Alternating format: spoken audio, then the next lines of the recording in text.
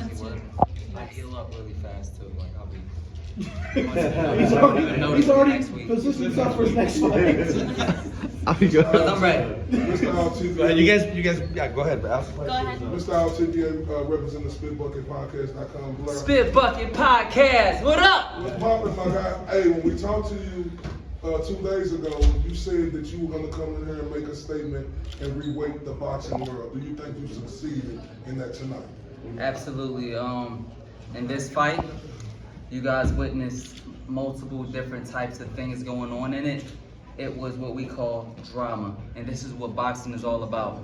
Now look, this wasn't like an easy fight. This wasn't an easy go. This guy's even tougher than the last fighter, and I'm sure that put me at the top 10 ranking. I went in there, took a chance, and fought a very, very tough fighter at his best, at his peak, you know, and he was overweight.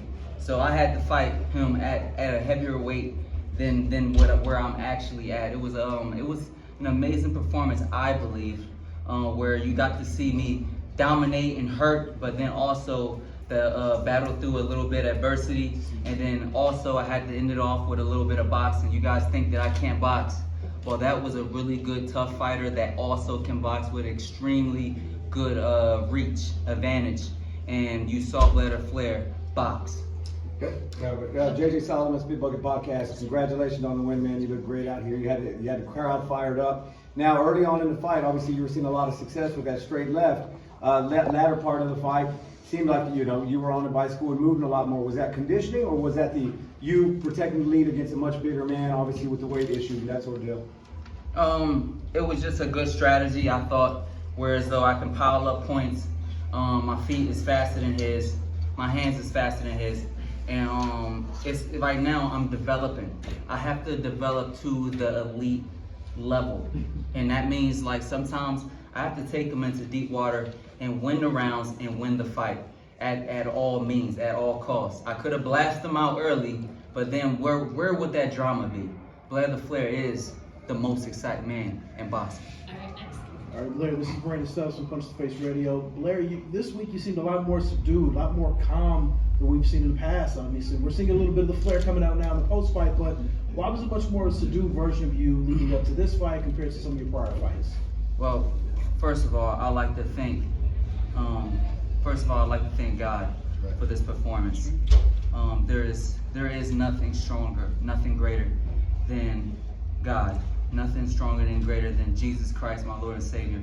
Look, what we have to think about is that Blair the Flair changed over to a different team, have a whole lot more to give for the sport of boxing, and I love to show you guys the adversity, going up and down, the trials and tribulations. What you guys saw was me fighting against the odds once again. I fought against the odds in my last fight. I came up short, but that is how boxing works. That's how humanity works. So I showed you guys how to battle through adversity and still win and come out on top. Now I fought an even tougher fighter than the last fighter that puts me in the top ranking, and this is what you call boxing at its best.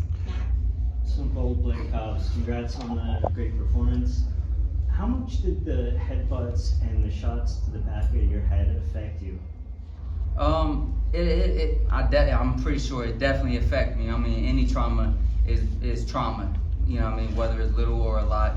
And then of course, like a little bit of bruises here and there. But this is all part of the sport of boxing.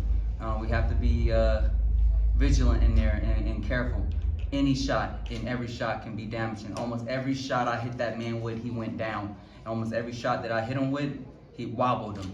And it paid dividends with my team and my trainers, my strength and conditioning trainer, coach, and I just got a great team, man. I got a great team, and Coach Romo, Coach Adams, Coach Cecilio, and then a great team outside and inside the ring. I got my best friend Rodney Pins. I got a great friend in Alexis Salazar.